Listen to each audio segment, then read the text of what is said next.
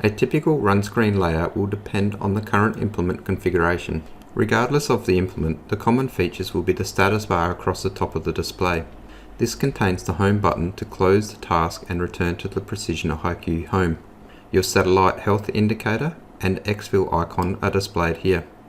Tapping this icon will give you status information related to GNSS. XFil Premium information will only be displayed if you have an XFil Premium license. If no XFil Premium license is present, the remaining time of XFil and the status of XFil will display. Current speed and cross-track error displayed across the center of the run screen. The status of the implement is also displayed here.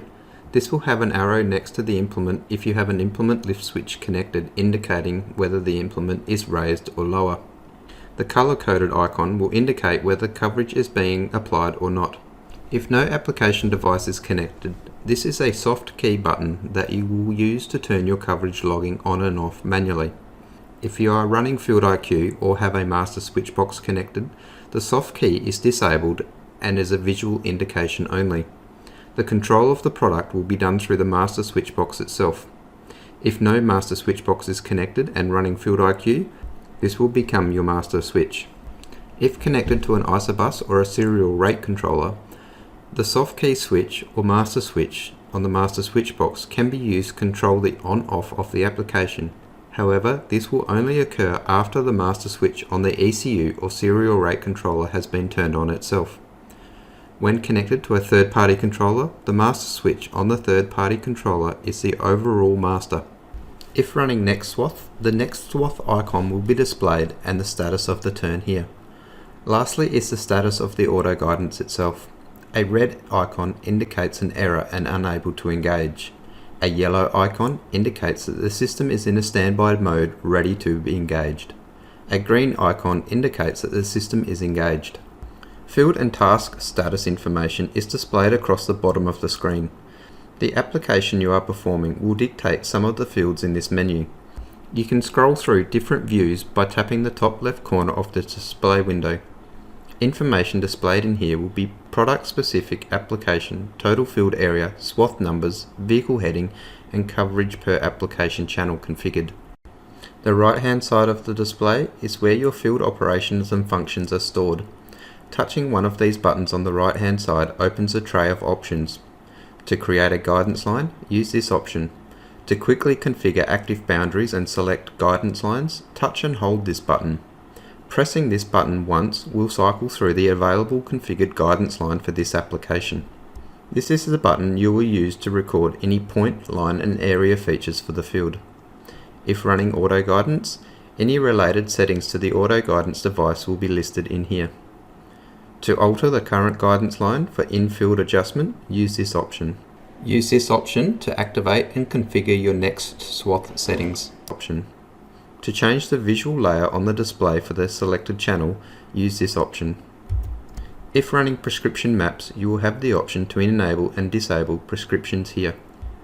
Any active system warnings will be displayed in the top left corner of the console. Pull the menu down and tap the error to view the details or push it to the side to clear. You have the ability to view your guidance maps in different views. To change the view of your guidance map, press the tractor icon. You have 3 different views to choose from. To zoom your view in and out, simply pinch the screen and expand or contract.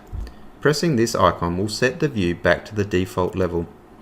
You also have the ability of changing the view from a heads up to a north up view. You can change the default map orientation at the startup using the mapping options in Precision IQ settings. Here we can also change your map background selection and color.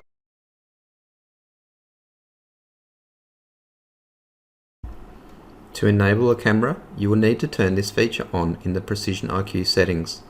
The XCN 1050 and XCN 750 display have the ability of connecting one external camera, whereas the XCN 2050 display has the ability to connect 2 external cameras.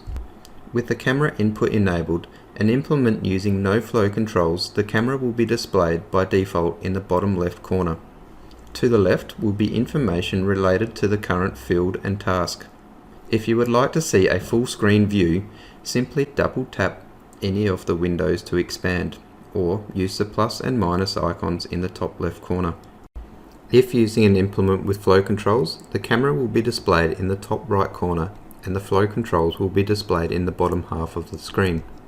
If using flow controls and no universal terminal or camera is enabled, the display will be split into two windows with the guidance on the top half and the flow controls on the bottom half. Each individual control channel will be displayed with its own target rate and actual applied rate across the top of the flow control bar. Pressing one of these control channels will change the view to the current selection of the status and rate options for that particular channel.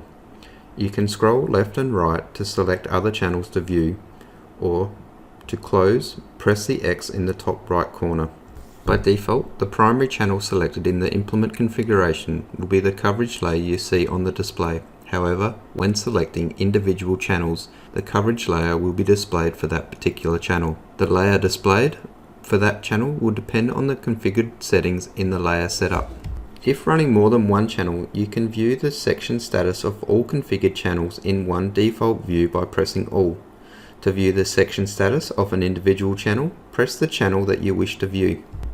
A control channel with a green status indicates the channel is running and operating correctly. A channel with a yellow status indicates that the channel is switched off. A channel which is grey indicates that the channel has been disabled.